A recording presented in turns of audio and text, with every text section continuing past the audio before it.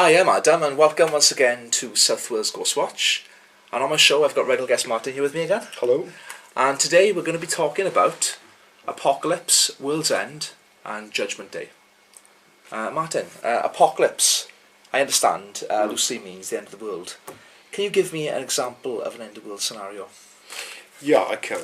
I can give you several. Comets. There's a particular theme Yeah. that we see where somehow we damage it all, we ruin it. And as a result, we've fallen away from what we should be. Throughout history, you get the idea of ending of worlds. You've got the idea of Noah's flood. You've got the idea of, within recent films, of comets.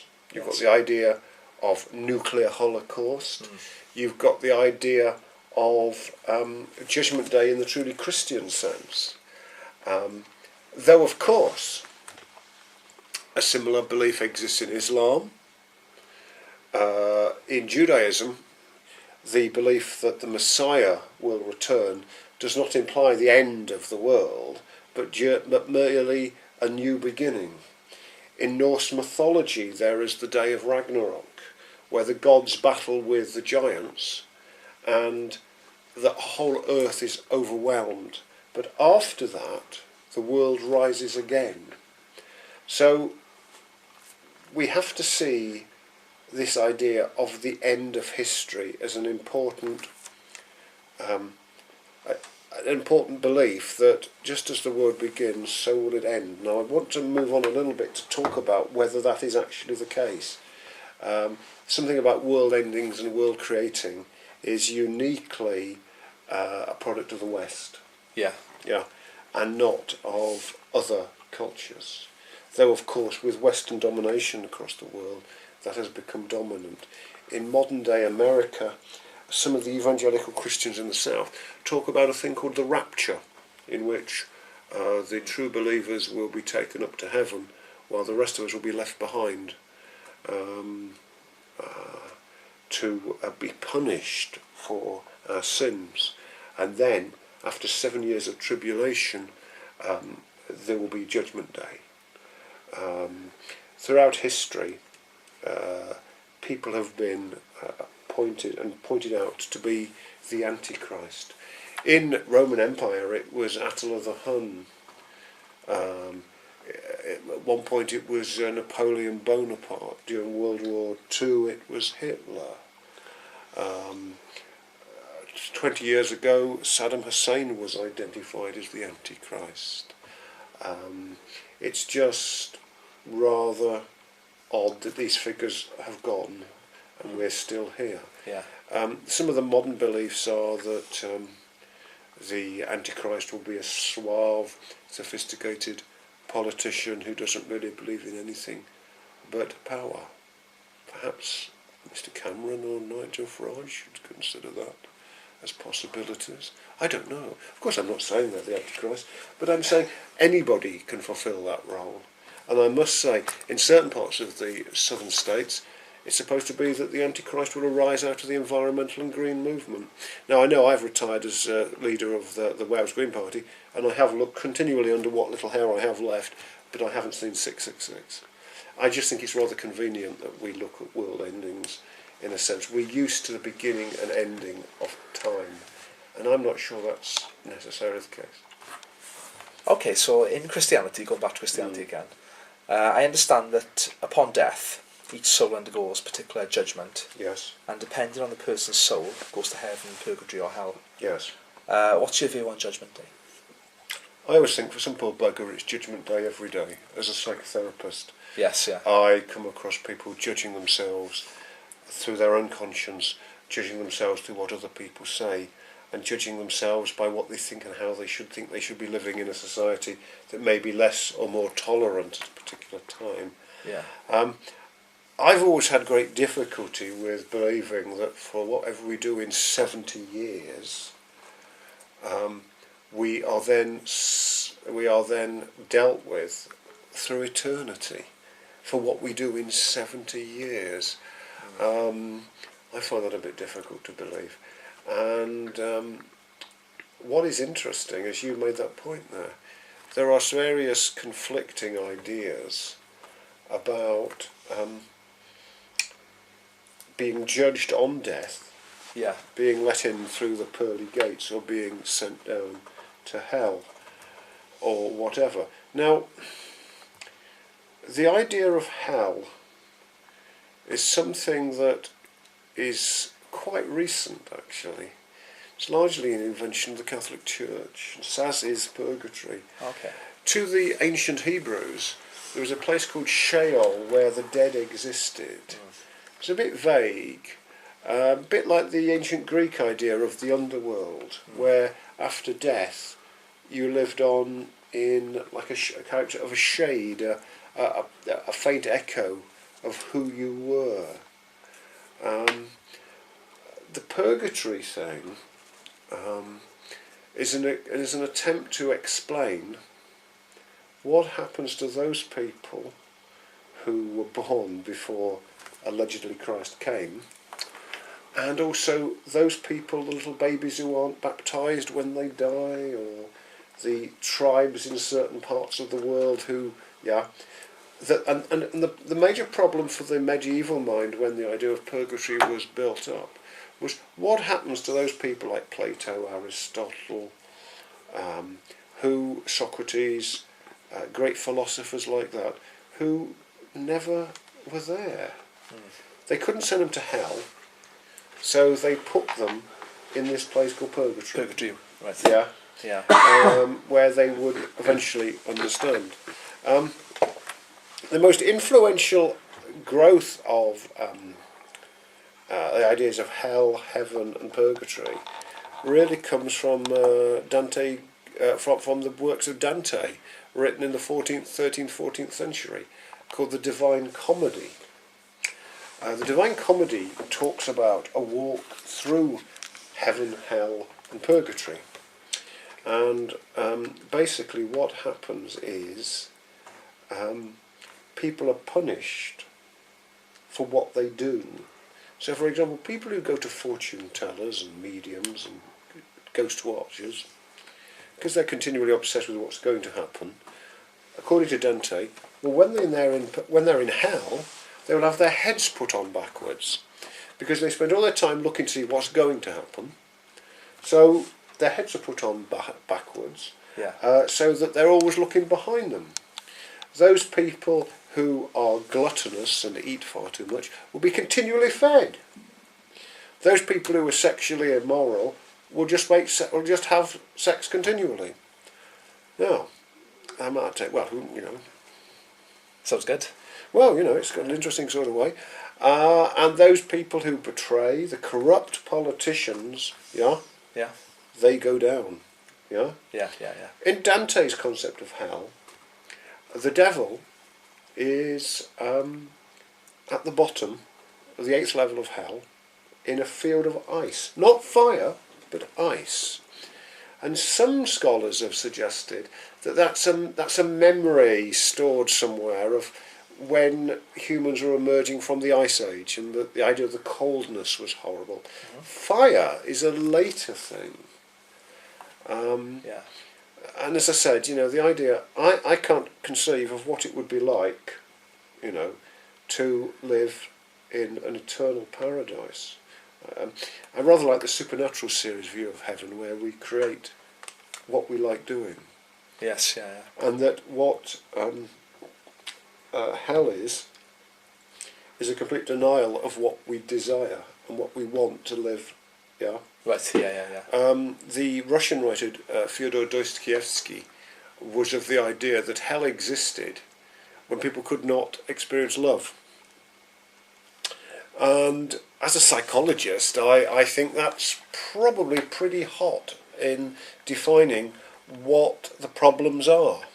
Okay, yeah. That the inability to feel love or emotion, and that, what we're exploring is whether the moments we live in our lives are eternal, or whether what makes them eternal is their quality, so they always live. Last week we talked about mythology. Mythology is on about great love and great experience and great betrayals. Perhaps heaven, hell and purgatory are a reflection of that. I meet people in hell every day, but they're not burning. Ah, okay. And as Jean-Paul Sartre said, frequently hell is other people. So it's all very subjective. You know, the idea of punishment depends on the idea that there are acts that are always wrong through all of history. Okay. But I think I can trace for you societies where things that we regard as horrible have always existed. Okay, right. I understand from my research that there's two types of judgment. Particular judgment at the time of his or her death, and then final judgment, which occurs after the second coming of Christ. So there's this idea that we're judged twice. Which this is what confuses me about Christianity. Yeah. If we've already been judged and not into heaven, hell or purgatory, then those in heaven will not be judged, I suppose. Yeah. I suppose purgatory are working out a long community sentence, and those in hell are people who, if they're being punished, why need they be judged again? So it's a little confusing. Yeah. The book of Revelation is often seen as a judgment day that would occur at the end of history, but John of Patmos, who wrote the Revelation, the book of Revelations, was not John the Apostle. And I suspect the book of Revelations got into the Bible because the Emperor Constantine thought it was John. We think, modern scholars think, that the book of Revelations is about the first persecution of the Christians by the Emperor Nero, and that the Antichrist is the Emperor Nero. He's not a future figure, but a figure in the past. And so the idea of Revelation is still to come. It's a bit odd. The early Christians believed that Christ was about to come back very quickly. And I dare say people have been waiting for 2,000 years for this return. The idea of the return of the deity, the creator, the saviour, the figure who will make things right, goes on and on and on. King Arthur will return. World War One, when General Kitchener drowned, it was a wild belief that he would eventually return. And dare I say, there are stories that Elvis is still alive, and so is what's his name from the Doors, who never Jim Morrison. Jim Morrison will return. And I think in Bill and Ted's Excellent Adventure, he lives in this paradise. Yes, yeah. So these are all mythological features. Yeah. But this idea about ending and beginning goes back really to the idea that there is a beginning and an end of time. We know what we think is that 13.7 billion years ago there was something called the Big Bang. And since then, the universe has been here.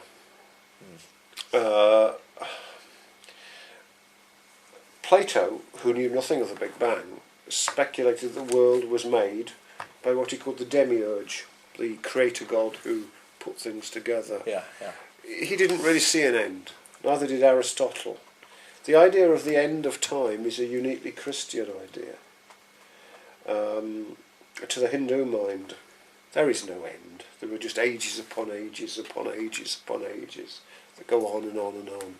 And I suspect that the only sense that the world will end is if a particular species wipes itself out, if humans don't get off the planet, if they don't look after the environment. Yes. Then perhaps that will be a judgment day. But there is an old spiritual truth, an idea that if the evolution is continually happening, then we will come back in whatever form is necessary. Yes. To continue eternity. Yeah, and to survive. Yeah. And to survive.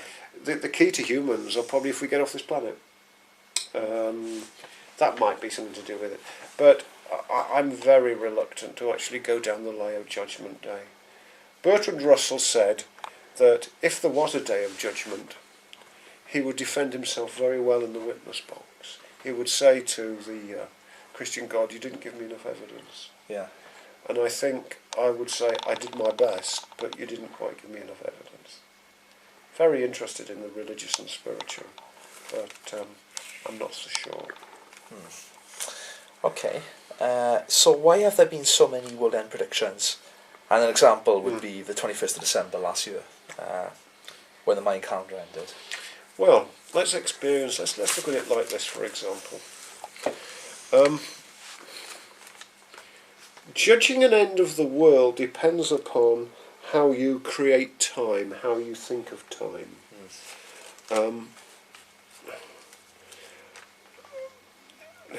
For somebody, it's the end of the world every day. Yeah. Yeah. Yeah. Metaphorically speaking, yeah. And probably reality if they die. Yeah. But it's the end for that incarnation. People notice that their friends, their relatives grow old and die. So people get into a habit of thinking that time will end as well, because that's what it is. But you see, if you think of more traditional peoples, they see the seasons, go round, spring, summer, autumn, winter, and spring comes again. And the trees are destroyed but grow again, and nature grows again, and it seems continual. So there are other cultures where that won't be seen as happening. The people who talk most about the ending of the world are usually people who are most convinced that they're right and everybody's wrong, and that the world is slipping into an evil, chaotic situation where the unjust will be punished. Yeah, and that their way will be confirmed as right forever and ever and ever. Many of the people, if you don't actually know about this sort of thing, if you don't know about the philosophical ideas about time, that it goes on forever, it's very easy for people to make predictions about what will happen at a particular time. And it is possible to read almost anything and predict almost anything from it about when the world will end. It's possible to interpret patterns of numbers, patterns of things in the Bible, patterns in any other book. The Mayan calendar, for example, was seized upon in that sort of way. The Mayans probably said, okay, let's do 1400 years ahead. I think that's enough. By then, we can do it again. Yes, yeah. What, of course, it was is that they left out the extra days because of the leap year. So anyway, the Mayan calendar probably occurred. The end of the Mayan calendar probably occurred about 3 or 4 months before the actual date. I think it was 11 minutes past 11. Yeah. I seem to remember I was in the PDSA sorting books at that time, and I'm still yet to be convinced that the world has ended. Perhaps we're all in a matrix. Who knows? Yes. And if you think of films like The Matrix... That's a good point. Yeah? Yeah, good point. An apocalypse has already occurred, but we're fooled into believing we're still here. Yes, yeah. Yeah? So a lot of films like that have an apocalyptic end of the world thing. Yeah, like the 13th Floor, isn't it? Yes, that's right. Yes, that's right. I found that really fascinating, that film. We're going to mention that in a second now. I was going to ask you, how do you think films have portrayed end of the world scenarios? Films like The 13th Floor, Armageddon, 12 Monkeys. Yes. Dogma, which is one of my favourites. Yes. Deep Impact, The Day After Tomorrow. Yes. I mean, if you think about particularly 12 Monkeys, that suggests that it's circular. Yeah. Because the character that Bruce Willis plays, isn't it? Yes, Bruce Willis, yeah. Plays, he sees his own death as a child when they're going through customs. Yes, yeah. And that it goes on and on and on, that it's circular. So perhaps in films like that, the end of the world is not an end, but a transition from one thing to another. That's effectively how it might be seen.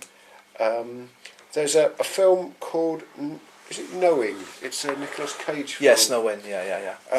And that's about basing a series of numbers, and the world ends for most of humans, but the children go to this paradise with pink bunnies that hop around this lovely area. Yeah.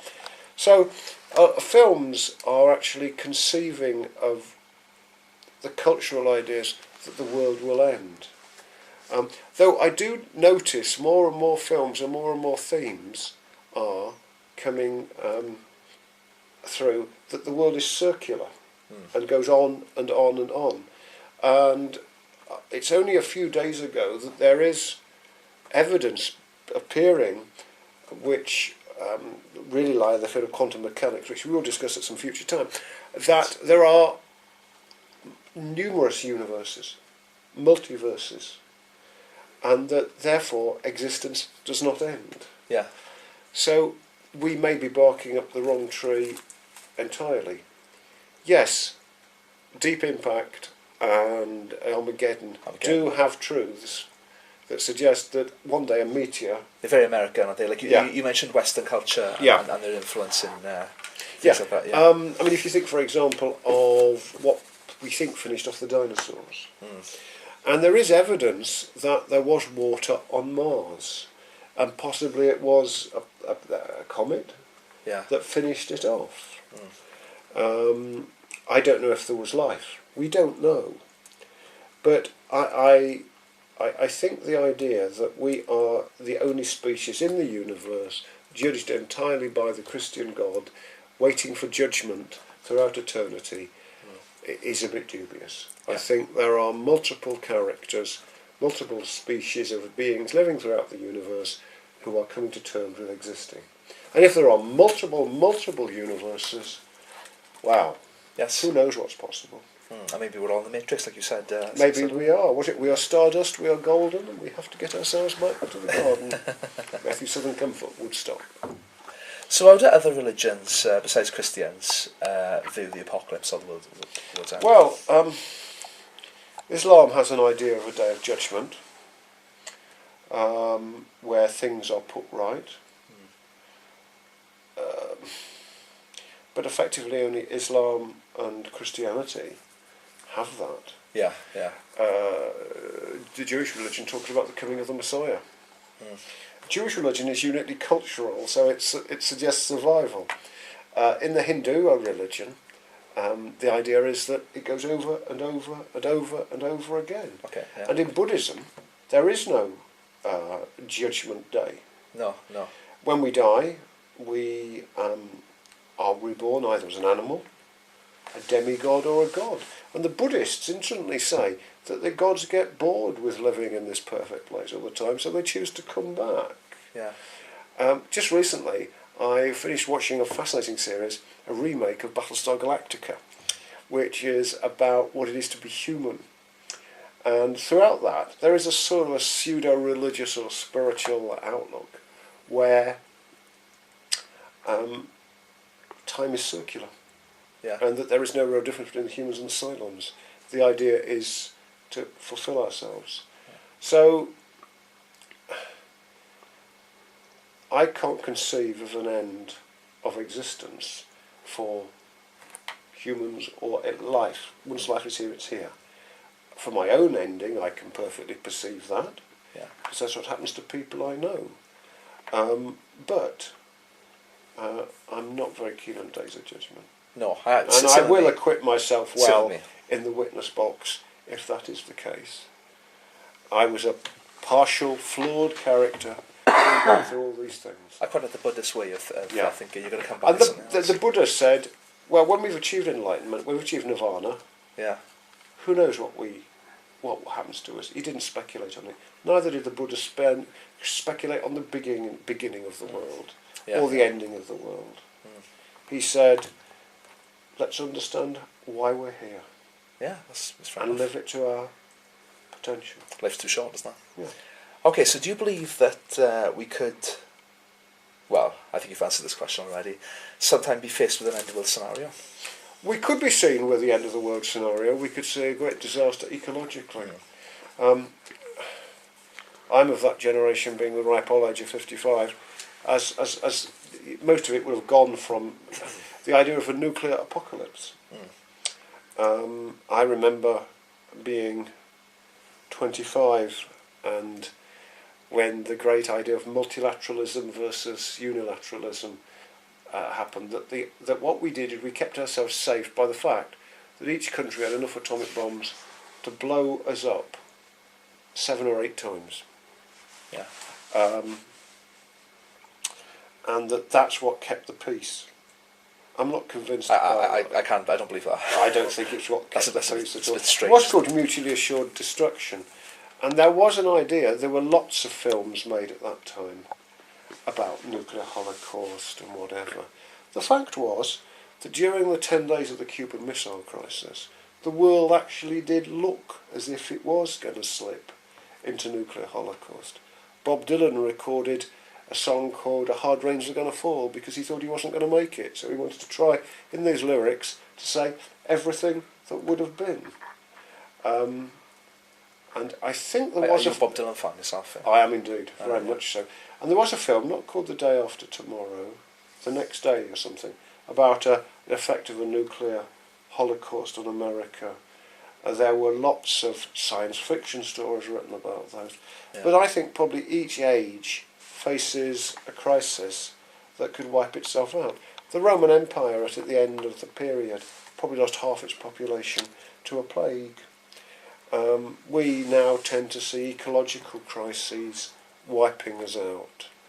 And I think constantly lurking behind that is the idea that there isn't enough resources in the world to feed us all, and that population cannot keep growing forever.